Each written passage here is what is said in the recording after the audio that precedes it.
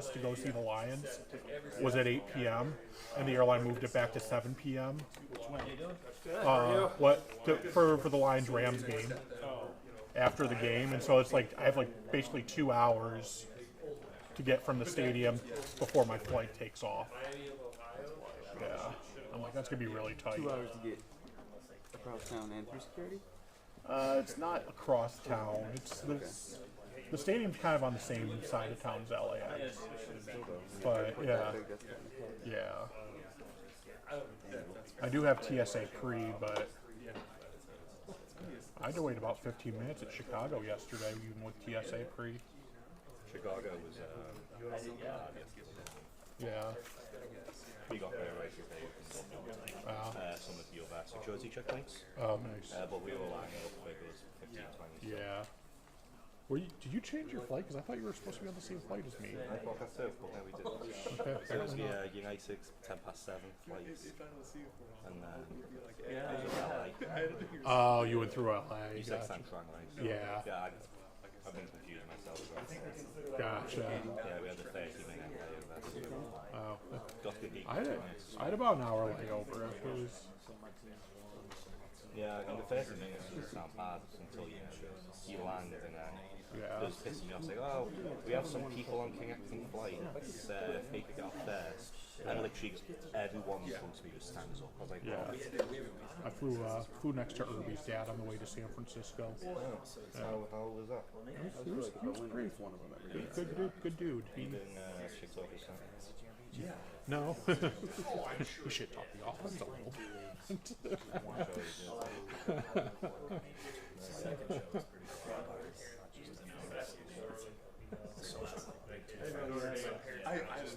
I was like, you may be the only Boise State fan on this flight not going back to Boise.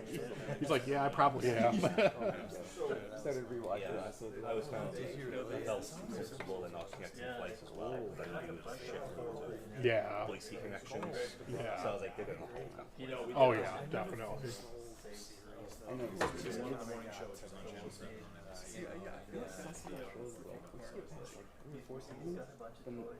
I always find no matter what route I take, no matter how I'm like, oh, there's going to be nobody on this flight, there's always some sort of, like I swear I could probably take, if the airline offered it, like, I could probably take like, San Diego, Miami to like Chicago to Boise. And there'd still be like 10 or 12 Boise State fans. Yeah, biggest excuses too. Like, oh, I like family in Miami, so well, why not?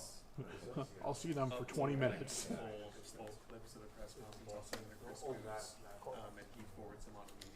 I actually did that once. I had I forget what game it was, but I had a 4-hour layover in San Jose.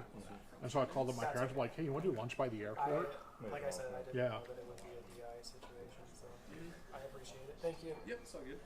After you told me what happened, I watched the Big Live with like Dickie. Yeah, no, my dad is big on me. Because I mean, yeah, it was like the era too. Like you could at least love Marks McGuire and all that. He did. But yeah, those baseball cards were supposed to pay for college, and I graduated.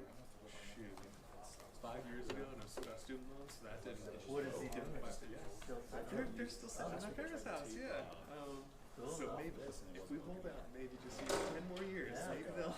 You're great. Yeah, right.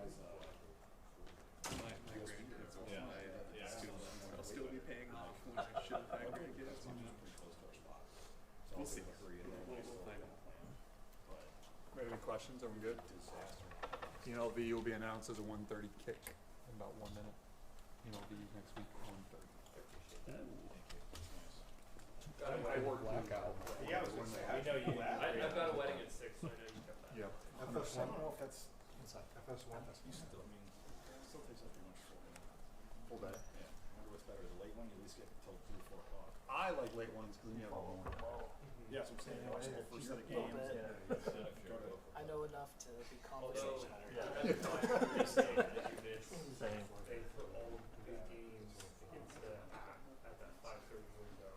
don't remember. Those are going to be, those will be at 5:30, which will be post-game writing and stuff. I'm pretty sure, I'm sure we've crossed back. Bars stay open too. So that's true.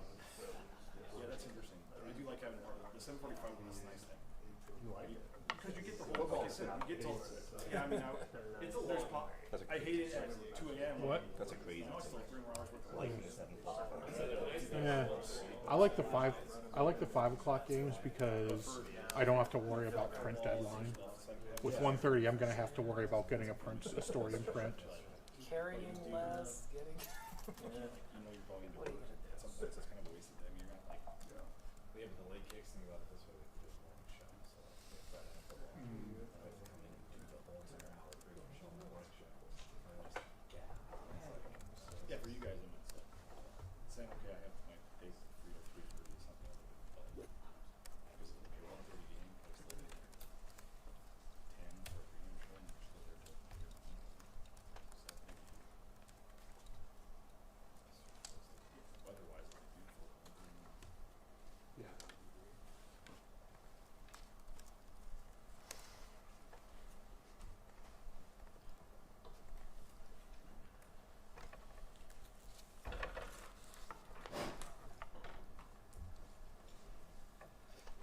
Yeah, but I thought they looked good on Saturday. First time out. They did. They were good. Who's that? He did 2 pump blocks. I didn't think they played that great. At 12.5. 12.5. Which is wow. 2.5 mil less than Dreisaitl's getting. He essentially left probably 16 million over the next year. Yeah. Well, that's the Oilers win or I'm out. That's all that is.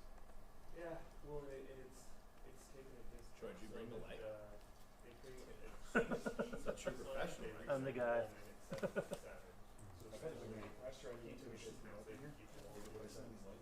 I think what it is, I got nothing.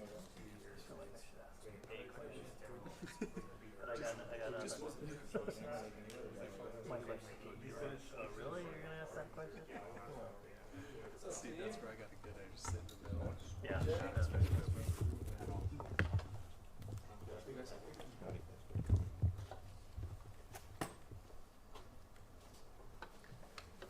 Everyone's set. Right, back up. You guys good? Always, man. Appreciate you guys coming out, taking time. Thankful for your guys' time and all you guys that traveled to South Bend with us, man. Appreciate your guys' travel and coming out there. And like I said, always appreciate you guys. Thank you, Jesus, for an opportunity to get better and coach this team, man, and have an impact on these kids. I love this team. I love the staff, and I love Bronco Nation. We got to continue to get better with everything we do. And we played 5 games and learned a lot from those 5 games. We're 3-2. And I've learned a lot in every game, but especially in our losses, I've learned a lot. And watching the film after the Notre Dame game, still very proud of how our team battled, right? Feel way different than I did after South Florida. A loss is a loss. There are absolutely no moral victories. We lost in all 3 phases. That's hats off to Notre Dame. But our team battled. And we had every opportunity to make plays to win that football game. We didn't, and that's for us as coaches. But when you have a foundation of your guys playing hard, you always got a shot. And there's a lot of things for us to clean up in all 3 phases. Watching the film, offensively, similar to what we talked about, we got to continue to find ways to create explosive plays, right? I think we only had 3 explosive plays in the game. You're not going to win football. You're not going to win football games that way. When you turn the ball over, which we did, and you don't create explosive plays and you give up explosive plays, you lose the game 98% of the time. Right? That's a stat that we look at holistically, and we did not win those areas, and we lost the football game because of it. There are some good things offensively that we did show in the game. We got to continue to build on, right? And I think just like anything we talked about, like watching the game again, there's some good things Maddox did, right? He did make some good throws. There's some really good things our receivers did. Like there was more opportunities in that game where they were open and created separation than I initially saw on the field. And I'm proud of that. We got to continue to build on that. There's some moments with our protection that was really good. There's some moments with our protection that it wasn't. So we were not able to get in rhythm as an offense to sustain drives. Penalties hurt that. Still some sins, self-inflicted negatives, some false starts that put us behind the sticks. There's obviously a couple calls in the game that I think obviously I can nitpick. Those happen. We got to respond when some of those penalties or mistakes happen and be able to be explosive, and we weren't. And at the end of the day, we turn the ball over, which can't happen. So have had really good conversation with our leaders today. It's a great group of guys that's excited to learn and grow from this, but I am proud of how they battled. Defensively, very similar, man. They battled. We did not tackle the way we want to. Those are two really good running backs, and that's not an excuse by any means, but it shows where you're at as a tackling team when you go against really good ball carriers. And so it's a really good parameter for us of where we need to grow to. We're going to see really good running backs this Saturday night against New Mexico. Have to continue to improve our tackling at all three layers of defense. But I'm proud of how our guys were able to find a way to create negative plays defensively. We did have 2 fourth-down stops, which is huge. But we didn't take the ball away at all. We need to defensively, especially in those games, and really any game, we got to take the ball away. That's a huge stat in regards to winning football games. But I'm proud of how our guys battled. And special teams-wise, there was really good back and forth. We had an opportunity to block a punt, missed alignment by us that would have created that. We didn't. But proud of some of the back and forth. The blocked PAT, when they're chasing points, that's a huge deal for us. We didn't play great as a punt unit on Saturday afternoon, which we have played really well as a punt unit to date. So we got to look at and see kind of why we didn't cover the punt early in the game well. That led to an explosive play. And then obviously the sky punt situation where we want to be able to pin them inside their 10-yard line. It wasn't a good punt, and we got to get that fixed. So in all three phases, there's a lot to learn and grow from. Disappointed that we lost the game. Disappointed in the fact that we didn't come out of there with a victory. And when you get these games at Boise State, I take full responsibility. We have to find a way to win those games, and we haven't. And that is on me. I don't ever want anyone to think that I'm okay with that. And we got to find a way too, because we do have enough to find a way to win those games, and we did. And our staff, our players are excited to learn from it. Fast forward into New Mexico this Saturday night, man. Really, man, so impressed with what Jason Eck has been able to do in his time in New Mexico. Obviously impressed with what he did at Idaho. But, man, what he's been able to do at New Mexico in the months he's been there is impressive. I mean, he's a Coach of the Year candidate, no questions asked. And he's earned that. How they've been able to play. I mean, they're 3-2 like us. Absolutely battled Michigan on the road, game 1. We're in that game the entire game against a top 15 team on the road. And then they go into UCLA, beat UCLA. I mean, they beat them well. And we just saw what UCLA can do in beating Penn State. And they played really well. So hats off to Jason Eck. I mean, I'm not saying that just because we're playing him this weekend. I mean, I think the world of what he's done, his coaching staff, his players. I mean, they're one of the top teams in the Mountain West, and that's earned and deserved by him, and their staff deserve that credit. When you look at what they do offensively, I mean, they put you in a lot of conflict. They got a bunch of tailbacks, and all of them are explosive. They did a really good job in recruiting by finding guys that can come in and play and make an impact. Their running backs are good. The quarterback, Jack from Idaho, man, he's a really good quarterback. He can make all the throws. He is very mobile as well. Their O-line, Coach Eck, he's done a really good job with their offensive line. They attack you in the run game. We're going to see run schemes to attack us, not, all right, this is just kind of what we do. No. They are going to do run game to attack Boise State. And what we have struggled with, we will see Saturday night. We got to make sure we're dialed on that. They got their tight end, number 7, who's an Arizona transfer, is a really good player. He's a matchup issue. Run game, pass game, he's done a really good job. They got receivers that can run. And schematically, they're going to attack you. They're going to have trick plays. They're going to give you formations to adjust to, extra tackles in the game. They put an O-lineman in the game. Like, they do a lot of stuff to put you on your heels. That's hats off to Coach Eck and their staff. So we got a lot to deal with defensively. And on the flip side, what they do defensively, they play really, really sound football. And watching their film, really impressed with just how sound they play. Coach Eck's son, Jackson, the number 6 linebacker, man, he plays hard. He plays relentless. He's one of the best players in the Mountain West that I've seen defensively. Love how he plays linebacker. They got a really good front, too. They got an edge player, number 1, that can create a lot of havoc on the quarterback. DB-wise, they hit really good on some of the transfers they got that can cover, and they're not going to give up explosive plays. They deny the explosive play defensively, and I got a lot of respect for that. Special teams-wise, they got really, really good returners. And that's something even talking with Coach Collins today. Our coverage units have to be on point. They're going to fake a punt or a kickoff. That's going to happen on Saturday. We got to do a really good job responding to that. And we got to cover kicks because they got returners that can make you miss and make you in a really bad spot really quickly. So We got our hands full of New Mexico, man. Hats off to Coach Eck. We got a really, really good opponent come to the Blue on Saturday night, and we need Bronco Nation to show up just like they did against every single opponent this year. And once again, Bronco Nation, thank you for taking the time and money to come see us in Notre Dame. Man, that does not go unnoticed. There was a ton of blue in that stadium, and I'm so thankful for our fan base. I know they're going to show up in a major way Saturday night, and we need every single bit of them with the Lobos coming to town. With that being said, open up for questions. Spencer, just with the penalties, we chatted a little bit over the weekend about them. Is there anything actionable you can do to maybe help bring back the penalties, whether it's practicing reps in practice or pulling guys out for a series? Is there something you can do to bring this back? Yeah, we got to figure it out, right? I mean, we are in the business of being problem solvers. So there's no issue that we'll see on film that I'm ever going to be like, just is what it is. Never. So let's talk false starts. Yeah, we've had them almost in every game. We are not like, it's whatever. That can't happen. Cannot happen. Can't start behind the sticks. So we're looking at what are we not communicating? Is it performance anxiety in some of these moments? Is it our guys getting worn down? Whatever. But we have to figure that out. And that's a conversation we've had. There's some penalties in play that happened, that like the one on Latrell on the explosive screen. I think he did a really good job with it, right? I mean, I really do, right? But we're going to coach there were some PI penalties in the game. We got to coach it better. But our guys are battling. There was the personal foul on Latrell on the when he tackled the guy at the interception. Watch it on film. It was late. Honestly, seeing it in game, I thought it was pretty bang bang. I thought it was bang bang. He's getting the guy on the ground after an interception.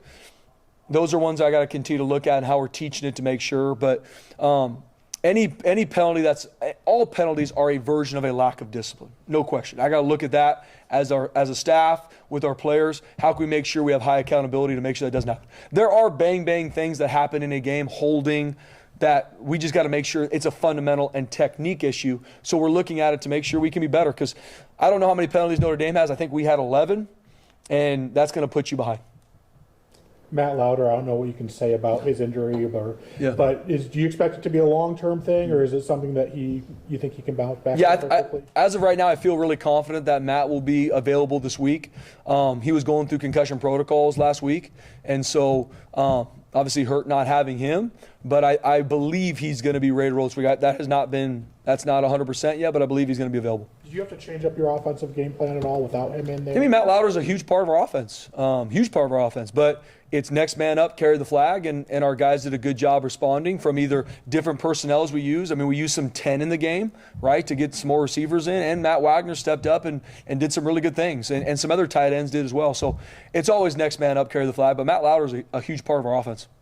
Going back to the penalties, a third of your penalties are by the offensive line. Do you compartmentalize it when you look at the penalty problem and look at, okay, there's been 15, 16, 17 offensive line penalties, I think by 6 different guys, maybe everybody but Cage. Yeah. So how do you compartmentalize the offensive line part of that? Yeah, every single penalty we look at to see why did it happen. And then what are we teaching?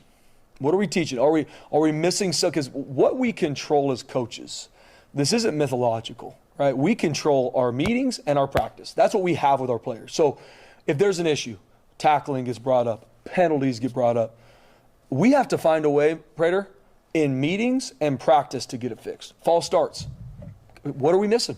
Are we not teaching something the right way? Are we not drilling it the right way in practice? Or is it a performance anxiety? Then we got to turn the heat up more in practice, so when I get in the game, I'm not acting out of character. I'm doing exactly what I'm trained to do. Because when you practice, you're not just practicing to get something right. You're practicing to know without question I'm not going to get it wrong, right? And so absolutely, I mean, we're looking at, there's some holding penalties that are just a lack of us getting our feet in the ground. So I'm off balance, I'm not in a good spot, a D lineman crossed my face, now all of a sudden I got to hold him to not give up a TFL. Fundamentals. And we got to work to get it fixed.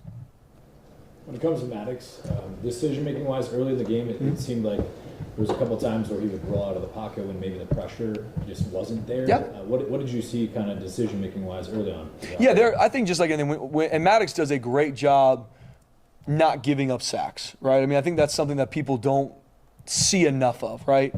It's okay to throw that ball in the stands, man. And he's done that at a very high level. Took some sacks on Saturday, some because of a lack of protection, absolutely. And so in game, I mean, playing quarterback at Boise State, we put a lot on Maddox, and he absolutely can handle it, like I said, and I will not ever go away from how I felt at the end of the game. I feel the same even watching the film. Maddox Madsen is our quarterback, and I wouldn't want to have any other quarterback in the country than him, period, end of story. But there are moments in the game where the protection was there, and he left the pocket too early. Absolutely there was. There was some times, though, that the reason why that happened is because a play affected how he felt previously. That's a big thing for me with Max is don't let one play affect the next. Just because maybe on one read, the backside read wasn't open, don't not come back to the backside the next time we're in a similar concept. Does that make sense? So just don't let it affect. But he's a competitor. Yes, there's some things on film, no doubt, that Maddox has to do better. Absolutely. But that is our quarterback. He did some good things on Saturday. He battled, and he's going to learn and grow from this game. Yeah, I think only attempted one pass over 20 yards in the air down the field. Was that the pressure, not having the time? Was that the guys not getting open? I mean, you mentioned trying to get the ball down the field a little more. We have to be more explosive offensively, BJ. Now, before I even get to that question, we have to be able to run the football efficiently. That's a DNA part of our team, and we didn't. I mean, I think we rushed for 2+ yards a carry. That you're not going to be successful as an offense if that's where your rush yards are. So, and then that we're playing into the defense's hands if we can't run the football, because then they can just let the front eat and they can play whatever coverage they want, and that makes it tough. So first off, we have to be able to run the football, and then we have to be able to be explosive throwing the football downfield, play action, all these different things to get guys. We got to be able to throw deep fade balls and let our receivers go win 50. We have to, absolutely. In the game, we weren't efficient enough on first and second down, and so then in must-pass situations, you're not setting your team up for success, and that's what we got into. So then when you're down 2 scores, 21-7, and they can just say, let the front go rush, and we can design coverages to make it really hard. That's just not that's a hard place to be in. I don't care who you are. I don't care who you're playing against. We're down 21-7 to New Mexico on Saturday. That's not a good situation for us to be in offensively, and we got to make sure we don't get in those holes. But we have to be more explosive, and that starts with running the football, and then we got to be able to shoot our shots down the field. And I believe our receivers can win. How much did starting at your own 1 yard line, on the first drive of the game, and you had tried to do the tush push or the QB sneak, whatever, just to get some yardage. But how much did that just kind of mess with the game script or the flow of just, when you're setting things up, you're not expecting to be starting at your own one? Yeah, I think when you plan an opening script as an offense, I know, no one wants that to be on the one, right? So thankful it was, though, right? I'd much rather get a 4th down stop on the inch-yard line and trust our offense to go move the ball field. But no, I mean, that throws you off. But we train backed up football every single week. That's our plan every single week, to get it to a certain yard marker, then be able to run the football, be able to pick our spots, to be able to get a first down, pick our shots down there too. So it wasn't outside of the norm of football, but obviously we didn't execute in that situation to change a lot. We got a penalty which got us out of there, but that's something we practiced, BJ. We didn't execute. You said there's areas where Maddox has to get better. Yep. Where is your focus on that right now? Yeah, not letting one play affect the next. That's one. I mean, Maddox Madsen absolutely preps his tail off. What does that look like? I mean, he dang near will memorize the call sheet because of how much he preps. He knows where out on the field we're going to, this guy, I don't think anybody gives him enough credit in regards to the work he puts in to play quarterback at Boise State. So, but as a competitor, just don't let maybe a negative that happened before the certain play affect how you deal with the next time. Because he's one of the best I've ever been around that can read the field really well, see it clearly, understand the flow of the game, and being really smart with the football. When it's not there to throw it away, and that wasn't consistent in this game, and just don't let one play affect that, because he's a competitor. There's not a guy that works harder for this team to win than Maddox Madsen. And don't let one play affect the next. The pass rush, JVM and Steege collectively, 2 sacks, I think 2 hurries as well. I'm sure that's not what they like. How would you assess why the pass rush hasn't been there like it was last year from, I know you had 2 first-team all-league guys on the edge. It was tough to replace that, but you certainly want more than 2 sacks collectively after 5 games. Yeah, no question. Well, first off, BJ, and Johnny, first off with both those guys, I think they're playing really well. Does that mean I think that they don't have a lot of room to grow? They absolutely have a lot of room to grow. But let's look at in comparative. Last season at this point, we were winning a lot of games. right? We were up in a lot of games. So what does that dictate an offense to have to do? They got to throw the football more. They got to throw the football. And we can then go pin our ears back as a defensive front and go get – in a game like that, I mean, we were winning for a little bit of the game against Notre Dame, but for the most part, they were up. And so they can always dictate when they want to run the football, and that dictates the type of calls that Coach Chinander can use. Now, there were some moments in this game where we had 4-man rushes, and we were not creating pressure on the quarterback. Right? We got to look at those things. What are we teaching? How can we get our guys to create more pressure with 4-man rush? Because on the flip side, Notre Dame was able to do that. They were able to create pressure with blitzes, but they were able to create a lot of pressure on Maddox with just 4-man rush. And we got to find better ways to do it. And I believe in Max. I believe in Jay. They are playing the run game really, really well. So proud of them. I mean, we played Air Force. We've played some run-the-football teams, but we do need to create more pressure on the quarterback. Overall, defensively, I mean, to hold that team to 28 points and do some of the things he did, I mean, there were some big explosives, but overall, I mean, what did you think of the defense? I'm proud of how they battled, BJ. I really am. And I had a good talk with our defensive staff and our defensive leadership. Man, there was no quit in our defense, even missing a tackle, giving up. Like, there's a couple third downs where we didn't execute. That's a lack of execution, but we still found a way to get a stop. Like, I'm proud of that, man. I'm proud of how our guys battled. Going to the game, I think they're one of the most explosive offenses in the country. And what our guys did, there's still so much there for us. There's multiple missed tackles that I know we're better than. Those are two really good backs, but I know we can tackle better than we did. We got to continue to train and rep it. But overall, I'm proud of how our defense battled. The biggest thing defensively that I want to continue to focus on for our defense is we got to get off the field on 3rd and long. Have to get off the field on 3rd and long. We lost a couple 3rd and longs that if we don't, that game could swing differently because that's like a turnover, right?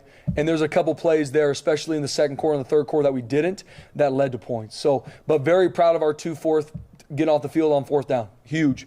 And we got to create more takeaways. You've played 2 tough non-conference games on the road against teams that are having good seasons, Notre Dame and USF. How do you think that'll help you heading into the second half? Yeah, first off, Bob, I want to be very clear with everybody. Like, I'm disappointed that we lost those 2 non-conference games. We don't schedule games to not win. At Boise State, we don't. And I talked to a lot of head coaches in the offseason that, oh, yeah, we're playing this team, and we're going to go shoot our shot. Like, when you talking about shoot our shot, like at Boise State, we sign contracts to win. That's the standard here. That's not like what I'm trying to create. That's been the standard here, and we haven't. And that frustrates me. That disappoints me, but I'm also know that what God's going to work it all for good. I believe that. We're going to learn from this, to your point, Bob, and I believe it's going to make us play better down the stretch as long as we learn from it. If as a team we don't, if as a team we're like, oh, whatever, and we live in an entitled world that we're just going to go, we'll lose every game we play because every single team we play has an opportunity to beat us. I know New Mexico has every right and all the talent in the world to come in here and beat us on the blue. So what are we going to do this week? So long way to answer your question, Bob. I'm disappointed we lost, but I really believe we learned from every game, but especially our losses, and we got to be better. Jason Eck, when he was at Idaho, he came down to Boise a few times a year. Did you ever get a chance to talk to him or meet him, or do you have any sort of relationship with him? I didn't meet him a lot when he was at Idaho. Obviously, thought the world of him from afar, but getting to know him when he's been at New Mexico with meetings and whatnot, man, awesome dude, great personality. I mean, he's a football coach. He's a football coach, great to be around. I bet his players absolutely love him. And, I mean, just look at the body of work. Look at what he did at Idaho in the, I think, 3 seasons he was there. Took them from not a great football team to a playoff team. And then, I mean, shoot, look at what he's done in New Mexico in 8 months, 9 months, whatever it's been. Like, it's impressive. I mean, my hat's off to Coach Eck. And I don't say that lightly. I don't do that just because we're playing like – and I told him, and I texted him even after the UCLA game, like, that's impressive with – what he's been through, first-year head coach at New Mexico, and how he recruited, the schematics they have, how hard their guys play. I mean, he's a Coach of the Year candidate for me. When you look at film of them and kind of the creativity they have in their play call, just how ready do you guys need to be for just about anything? We got to be ready for everything. I mean, they're going to come in here. Absolutely, their clip's going to be full, and our needs to be too. I mean, we're going to get everything from them, and that's who they are. That's a mentality for their football team. I mean, if you're going to get trick plays, you're going to get a bunch of different personnel groupings on offense, a bunch of different stuff to throw you off. Defensively, they're going to be on the attack. They're going to be sound. They're going to pick their spots. I mean, we have to be ready to play our best. If we're not, we're going to lose. I mean, that's when you got a really good conference opponent coming to town, we got to prep to play our best. And I got the utmost respect for Coach Eck and their staff. Coach, you're trying to win a game on Saturday, and you don't believe in excuses, but since the NIL era started in 21, this football team is 0-7, and there's lots of different ways you can decipher that, but in many cases it's dudes versus dudes. Big picture, looking at what you guys need to do NIL, how much more do you need to push this to be competitive, to stay competitive, to be a national brand in the NIL world? Yeah, Brett, a great question. And the question was brought up even after the game. And to me, I see it like this. It's 2025, and it's my job as a head coach to recruit, to retain. That's a huge part for me, retaining our best players and give ourselves the best opportunity to win every single game we play. Not kind of try to win a little bit and then no, we have to retain and recruit a roster to win every single game we play in. Period, end of story. And I believe this year we have absolutely enough. I believe we had enough to beat South Florida. We didn't. That's on me. I believe we had enough to beat Notre Dame. We didn't. That's on me. And I believe we have enough to win the rest of our games. I'm not saying we will or won't. That's still up for us to continue to show. But I do believe and know in the future we have to continue to grow in the NIL space.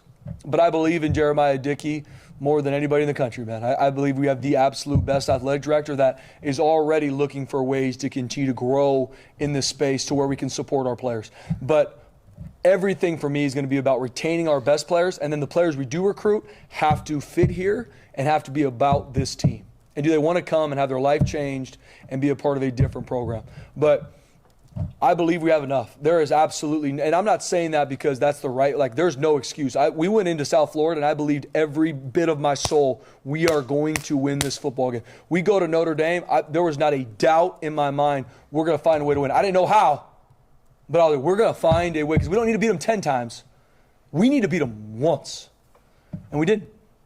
And that's never going to be an excuse. But going forward, I believe in this place. I believe I have the best job in the country. And I believe we're going to continue to grow in this NIL space, and we need to retain our players, to continue to find the right ones that fit here. We need to, and I believe we will. With the offensive line, obviously you mixed it up, with Holmes at center, and you had Randolph at guard. What was kind of the thought process there? And Roger, it seemed like every other play he was having to pull himself off the turf. He was obviously playing, giving you what he had at well less than 100%. Yeah, Roger's an absolute warrior. Absolute warrior. He would give his all for this team. Injured a week ago, found a way, battling in the training room just to be available and be able to play on Saturday, BJ. So it was me and our offensive staff looking at how can we get our best five on the field. And Zach Holmes has done a good job. There's obviously some things on film that Zach needs to improve on, but it's always about how do we get our best five on the field. And then also how can we keep our guys fresh to make sure they stay healthy the rest of the season. So we're going to look at it again this week to see, okay, who are our best five and how can we put our best five in situations? And then how can we continue to develop the guys that maybe haven't played on the offensive line, because that's the future. We're a developmental program, especially in our fronts. How can we continue to grow and develop our fronts on the offensive line to where, maybe week 8 or 9, there's a guy that not really anybody knows a lot about right now, but he's been developing and he's got to be ready to play. So it's a huge developmental position for us. I'm proud of how our guys battled on the offensive line. Obviously, we've had some penalties. We had some things not go our way that we have to get fixed, but Coach Keene does a phenomenal job with that group, and that's a group that I trust. That's the heartbeat of our team. Our O-line is the mentality and heartbeat of our team, and they're unwavering. We got to make sure we get some guys healthy. We got to get our guys fresh this week because we got our hands full with New Mexico's front. The lack of running the football, you mentioned 2 yards per carry, was that? Yeah. Was that just the O-line not creating holes? Was it the backs not finding stuff? What'd you see? I think it's holistic, BJ. There's times where we didn't create movement at the point of attack with our offensive line. We have to create movement at the point of attack. Tight ends included, receivers included. We got to create. Then there's times where there is holes there and our running backs don't find it. And then there's some schematic stuff that we missed in the game as coaches that, I shouldn't say missed, that we just got to have a better plan for going forward. So it's holistic. Thanks, guys. Thanks, Coach.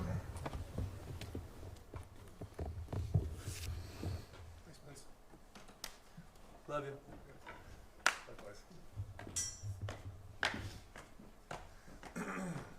All right, Bob, here we go. Hall of Famer. Official.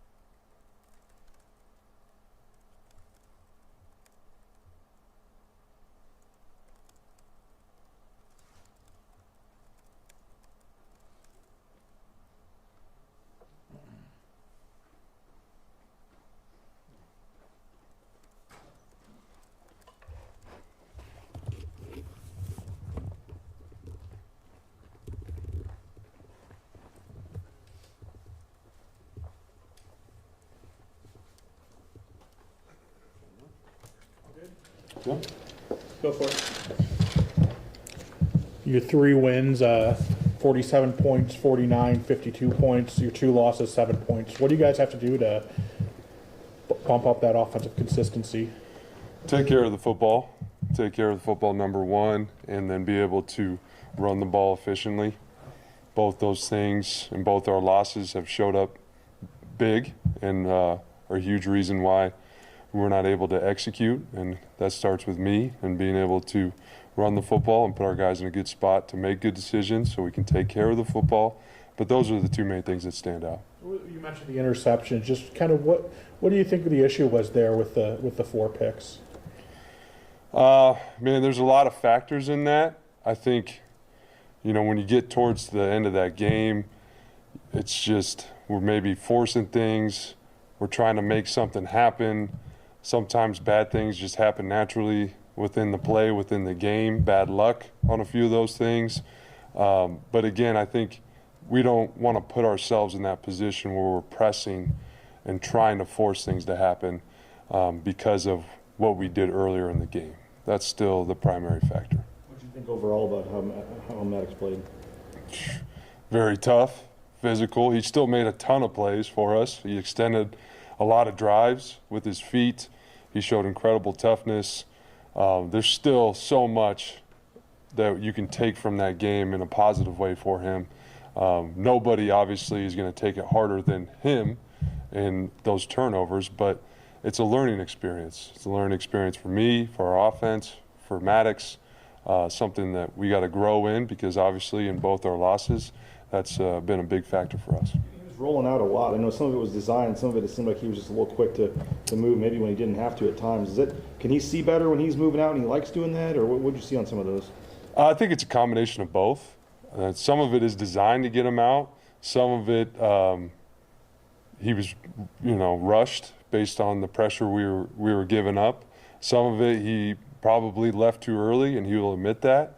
So it's just a combination of factors that we got to get better at, and I got to help the entire offense get better at, so he can feel confident just playing his game. When the run game isn't as efficient as you want it to be, what are you seeing going on? If it's not efficient? When it's not as efficient as you want it to be, what's happening? Yeah, a lot of it is kind of maybe a breakdown here or there. We really got to execute. If we get 2-on-1 as far as combinations, we really got to be 100%. We got to execute those combinations and eliminate penetration with somebody getting beat, or if it's movement that's causing that. If we can get our backs into the second level, we can stay efficient. It might not be explosive, but we're going to stay efficient. So a big part of that is me and my job schematically to make sure that we have, the appropriate numbers and angles. And then a big part of that is continuing to improve on the details so we can execute, those 2-on-1s where you got to win as an offensive line. 13 penalties over the weekend, 10 of them was on the offense. I think it's been an issue just through the season with false starts and this and that. Why do you think that's the case, especially with the offense? Yeah, there's some of those are effort. I'll never get on a guy for an effort play that could really go either way. There's a lot of those that showed up in the game, and then the pre-snap has continued to be a problem, and we're trying to find a lot of different solutions. But we have to be able to be dynamic in the pre-snap. It's given us an advantage a lot of times already this year, so we can't shy away from that, but we have to get it fixed and we have to improve it, and we're working on that right now. And we can't beat ourselves and put ourselves in those long D&Ds. Especially this is communication versus cadence, do you think? It's more communication. They're doing a great job communicating.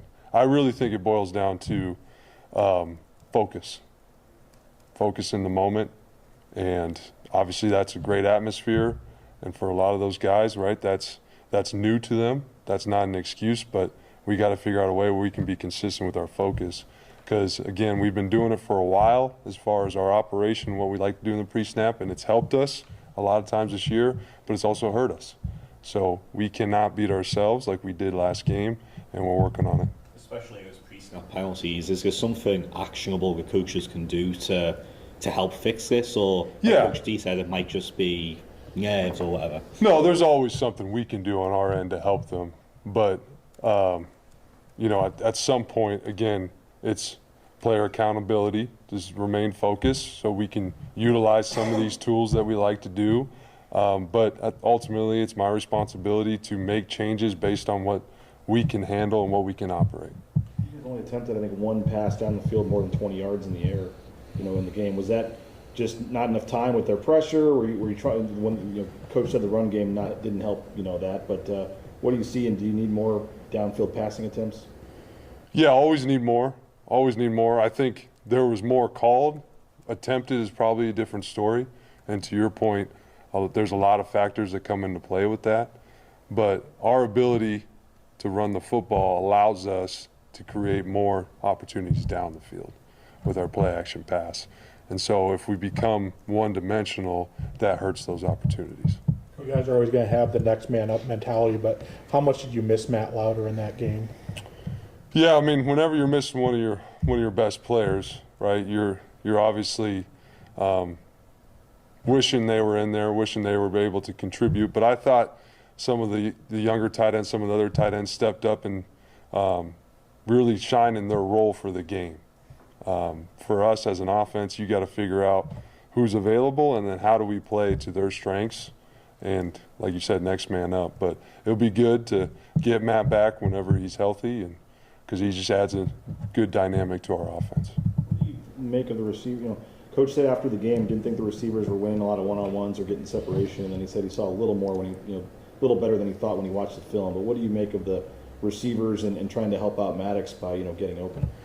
Yeah, I think that was great competition for them. And I think Coach Miller does a really good job finding a lot of creative ways to give them an advantage. And they did win quite a bit. And it's something that we got to continue to work on and get better at. But that's a competitive game. That's what it's going to be. It's going to be back and forth. And we got to continue to find ways to help those guys get an advantage in those situations. But we got enough great playmakers at that position that can still win one-on-ones consistently. And again, everybody as an offense has to do their job. Has to do their job to allow those guys to get the ball. Chris Marshall's done well, I think, for you guys on explosive plays. Has a pretty good target percentage as well, and it felt to me watching that game that Chris Marshall was one of the players physically that could line up and play with some of those guys. Yes, yeah. And any emphasis maybe to make him more of a focal point in the fast passing game, Nate, and just get your best players the ball as much as you can? Yeah, I think he's always an emphasis, but I think from my perspective, there's always a timing aspect to that. Finding ways to get him involved as soon as I can or in different situations that we haven't yet. I think that's where my primary focus is with him, because he does have all the physical talents to go and win against anybody we play. We know that.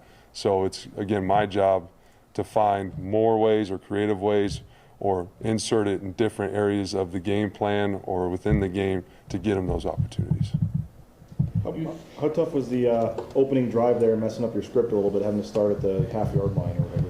Yeah, that's never ideal, starting at backed up like that. But, again, it's just an operational thing. We fumbled the snap, and then we had, I think, a penalty. And it doesn't help you get in rhythm, but you gotta play the situation that you're in. And we work backed up every week. We've worked it for a long time. So we still got to be able to execute and get first downs, and that starts with me and the calls I give them to be able to do that. You and Spencer both talked about the run game needing more there. When you adjust for sacks, you had 4 yards per carry, like 53% success rate, and so some of the underlying numbers there were solid. What more on film do you guys see that you want to see out of the run game? Yeah, just the standards higher than that. It needs to be higher than that. It should be. We have the guys to do it.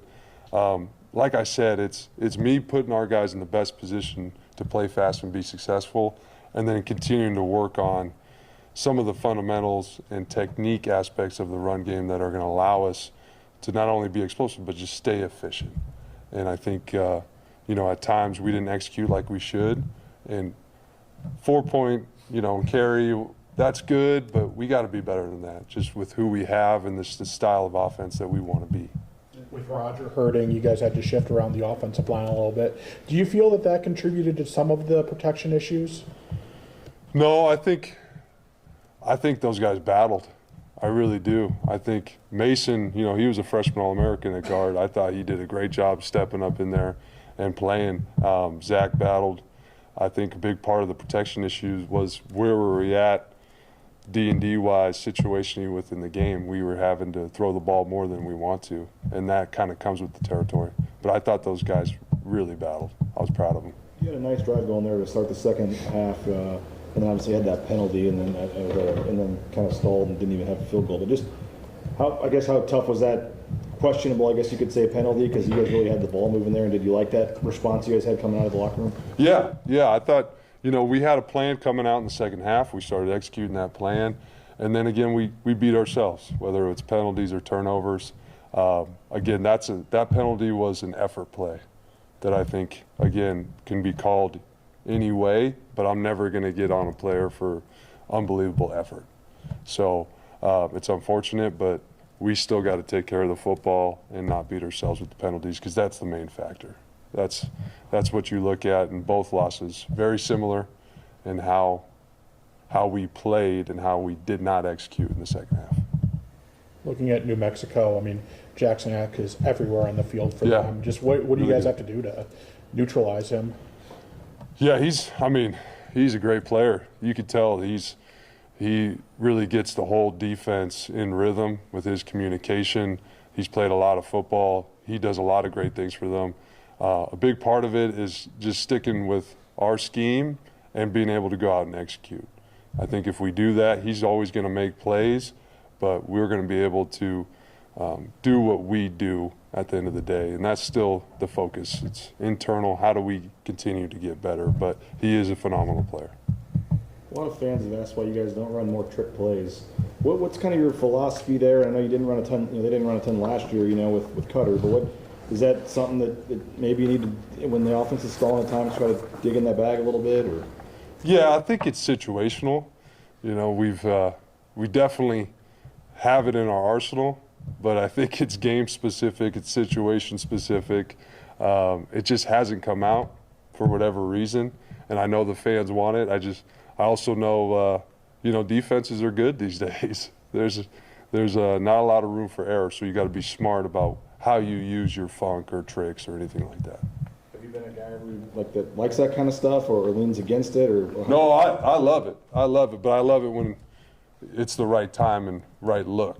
I'm not trying to create more disadvantage for our offense. We got to get better at staying ahead of the chain. So it's all timing. But I'm on board.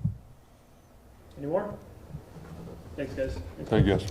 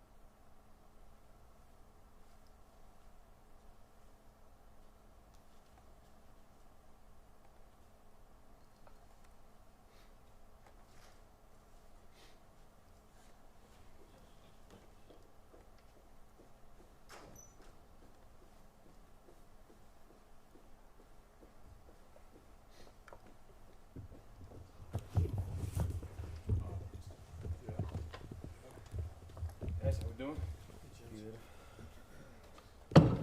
Everyone ready? All right, go for it. how did you feel overall about the defense limiting that offense to 28 points? Proud of the way I thought the guys played really hard. Talked to some of the Notre Dame coaches afterwards, very complimentary about the effort and the physicality we played with. So happy with that. Obviously, when you're playing in a game of that nature, where you're playing a good team and a good program, which I think Boise State has a good team and a good program. So you're playing, two really good teams. You got to limit your mistakes. You got to tackle well. They tackled better than we did. They created some turnovers. We didn't create turnovers, and that's kind of, to me, on the defensive side of the ball, that's what you have to do in a big game when you're playing against another really good team. So I was happy with a lot of things, but we didn't tackle well enough. We didn't cause enough turnovers, and we had some opportunities we could have. How do you improve the tackling, especially on some of those big chunk plays? Yeah, I think we talked about it yesterday. Obviously with Coach Danielson and the staff, and we've got to continue to find different drills. Obviously, we've been working at it, but the drills obviously haven't been carrying over. So we've got to find some different ones. Search high and low. Some of the guys right now are talking to some other coaches around the country. And I think the biggest thing is we've got to find drills that we can develop confidence in our players to tackle. And I think, they just got to play fast. When we target low, we put our chest or our shoulder on people, good things happen. Target high and start reaching, bad things are happening. So we've got to get those bad habits eliminated, and then I think the tackling will improve a lot. What's the biggest thing you take away from the 2 fourth down stops in the first half? Yeah, I mean, super proud of the guys on that one. We needed the goal line stand. We haven't operated as well on the goal line this year as we did last year, so that was a big one for our team, no matter who we're playing. And then a second one, I guess you kind of count that as a takeaway a little bit, but those are huge in the game, huge for momentum for us.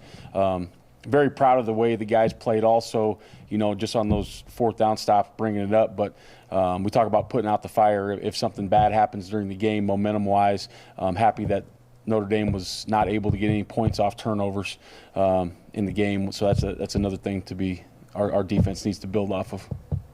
You've been around a lot of different programs, a lot of different levels, Chins. In your opinion, has NIL, where we are now, has it furthered the separation from the power to the group of 5, in your opinion? I mean, obviously you're talking apples and oranges when you're talking about payrolls, right? But listen, I told our guys, like, we coaches and players the same. We didn't come to Boise State to be in these games. We came to Boise State to win these games. We just have to be who we are, and who we are is we are going to develop players. Now, NIL, we have to retain our players, but we've got to be the best developers in the country, and that's the secret sauce for Boise State. Is there separation around the country? I think at a lot of places, but at Boise State we've got enough talent. We just got to be ultra dedicated to developing that talent, and we've got to continue to always be progressive in how we're doing that, how we're finding players, how we're recruiting players. Can we keep them here? Can we develop them? So there probably is, to answer your question, but that's never going to be an excuse at Boise State. How tough was that after you guys took the lead for them? In 3 plays already inside the 30 right away, and then they end up scoring on that drive to take the lead before half. I mean, how tough was that, I guess, finish to the first half after you played so well, for most of the half? Yeah, and that's one thing we talk about a lot, BJ. It's winning the middle 8. For people who don't always know what that is, the end of the first half and the beginning of the second half, because that's where a lot of momentum is swung in a football game, and obviously we did not get that done. Who knows how that thing looks? You get a stop there, or you get a turnover, you get the ball back to the offense, maybe they get a score and we go up. But we've got to find a way to win that middle 8, and whether that's we need to change up the calls or we just need to operate better offensively, defensively, whatever the case may be, winning that middle 8 is a huge piece to winning big football games. Whether it's stunts or pre-snap shifts, how do you just create more pressure from the defensive line on the quarterbacks? Yeah, I think, there's going to be games where there's going to be more, games where there's going to be less. I think Notre Dame does a really good job of like our team, we do a good job protecting the passer too. And I know on 3rd down in the game, I don't get to watch it, so I don't know what goes on. But 1st and 2nd down, our team does a really good job of mirroring the runs with the play action pass, as does Notre Dame, and they use extra protectors. So they did a good job of protecting their quarterback. But I think we've got to end up with some probably a little different looks, bring some different pressures. We can bring some more non-traditionals, those kind of things.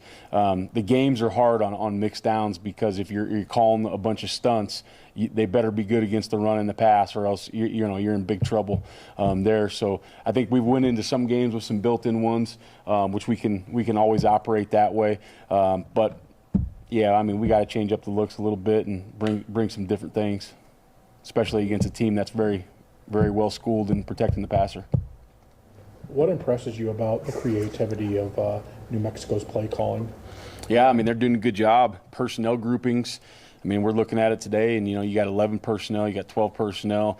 They bring in 12T, so using the tight end, an extra tackle as a tight end fullback. They've got quick 21, and they seem to go into each game, with a different plan, especially in the run game, trying to exploit your weakness as a defense, not necessarily your personnel, but just the overall scheme, whether you're playing quarters, you're playing man, you're playing cover 3, if you set the front one way or the other. So I think the challenge in playing this team is figuring out what their game plan is going to be early, making those adjustments and getting that to the kids as quickly as possible. But you always got to play the fundamentals technique and get your eyes where they're supposed to be. That takes care of a lot of it, but I think they do a really good job of scheming up the run game. All right, thanks, Coach. All right, guys, thank you.